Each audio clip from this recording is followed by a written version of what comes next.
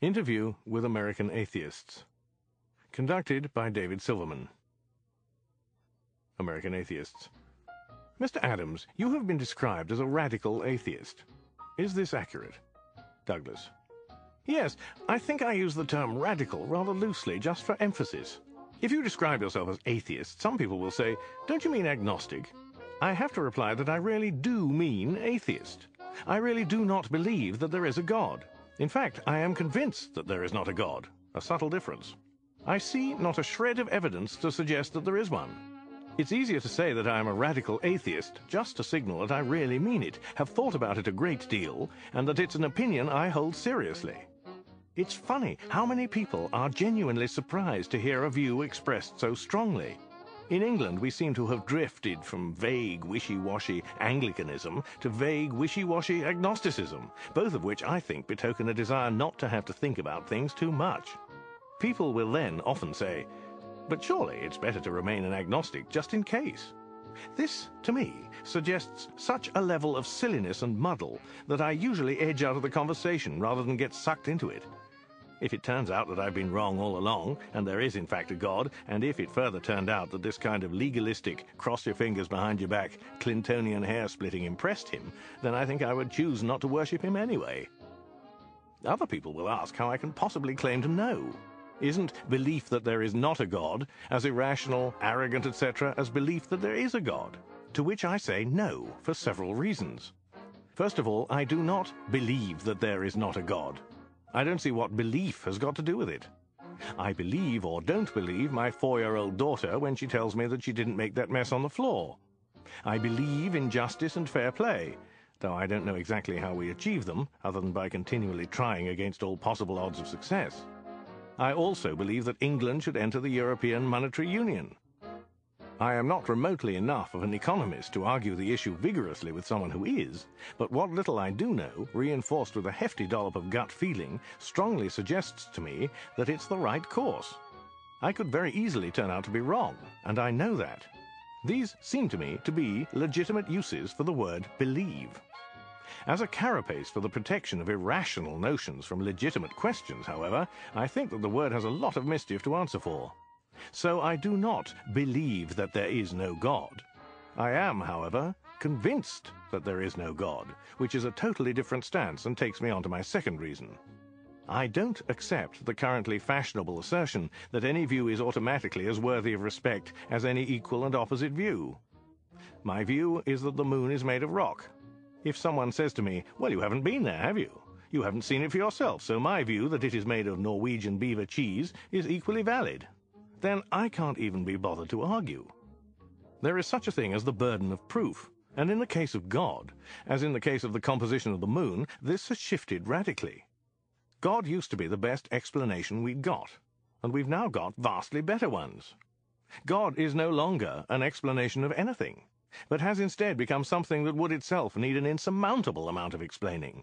So I don't think that being convinced that there is no God is as irrational or arrogant a point of view as belief that there is. I don't think the matter calls for even-handedness at all. American Atheists. How long have you been a non-believer? And what brought you to that realization? Douglas. Well, it's a rather corny story. As a teenager, I was a committed Christian. It was in my background. I used to work for the school chapel, in fact. Then one day, when I was about 18, I was walking down the street when I heard a street evangelist, and dutifully stopped to listen. As I listened, it began to be borne in on me that he was talking complete nonsense, and that I had better have a bit of a think about it. Now, I've put that a bit glibly. When I say I realized he was talking nonsense, what I mean is this. In the years I'd spent learning history, physics, Latin, math, I'd learned, the hard way, something about standards of argument, standards of proof, standards of logic, etc. In fact, we had just been learning how to spot the different types of logical fallacy, and it suddenly became apparent to me that these standards simply didn't seem to apply in religious matters. In religious education, we were asked to listen respectfully to arguments which, if they had been put forward in support of a view of, say, why the Corn Laws came to be abolished when they were, would have been laughed at as silly and childish, and, in terms of logic and proof, just plain wrong. Why was this? Well, in history, Even though the understanding of events, of cause and effect, is a matter of interpretation, and even though interpretation is in many ways a matter of opinion, nevertheless, those opinions and interpretations are honed to within an inch of their lives in the withering crossfire of argument and counter-argument. And those that are still standing are then subjected to a whole new round of challenges of fact and logic from the next generation of historians, and so on. All opinions are not equal. Some are a very great deal more robust, sophisticated and well supported in logic and argument than others. So I was already familiar with, and I'm afraid accepting of, the view that you couldn't apply the logic of physics to religion, that they were dealing with different types of truth. I now think this is baloney, but to continue. What astonished me, however, was the realization that the arguments in favor of religious ideas were so feeble and silly next to the robust arguments of something as interpretive and opinionated as history. In fact, they were embarrassingly childish. They were never subject to the kind of outright challenge which was the normal stock in trade of any other area of intellectual endeavor whatsoever. Why not? Because they wouldn't stand up to it. So I became an agnostic. And I thought and thought and thought. But I just did not have enough to go on, so I didn't really come to any resolution.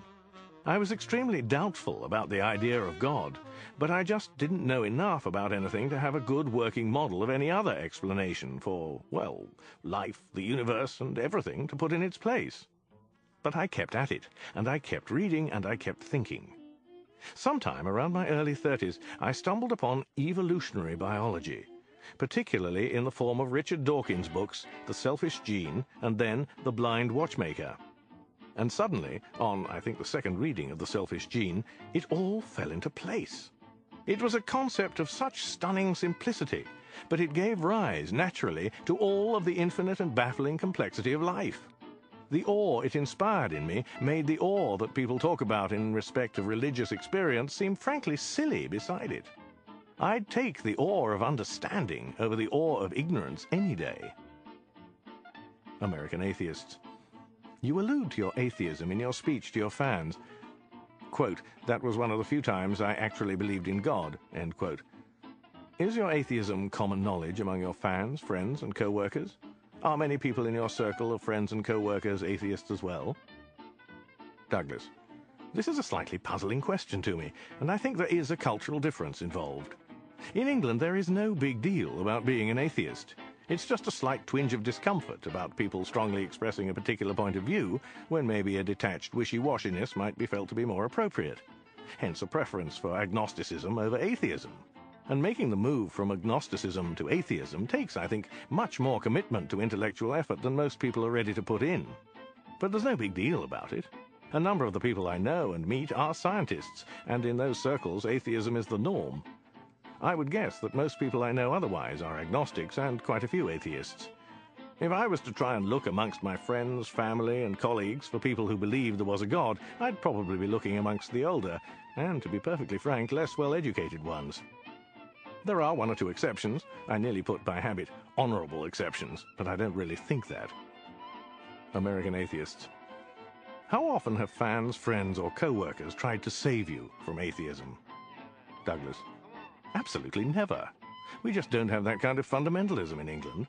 Well, maybe that's not absolutely true, but, and I'm going to be horribly arrogant here, I guess I just tend not to come across such people, just as I tend not to come across people who watch daytime soaps or read the National Enquirer.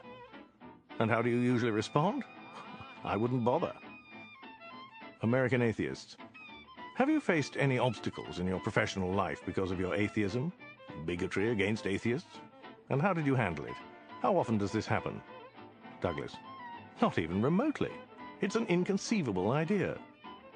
Amercan Atheists. There are quite a few light-hearted references to God and religion in your books. Quote, 2,000 years after some guy got nailed to a tree, end quote. How has your atheism influenced your writing?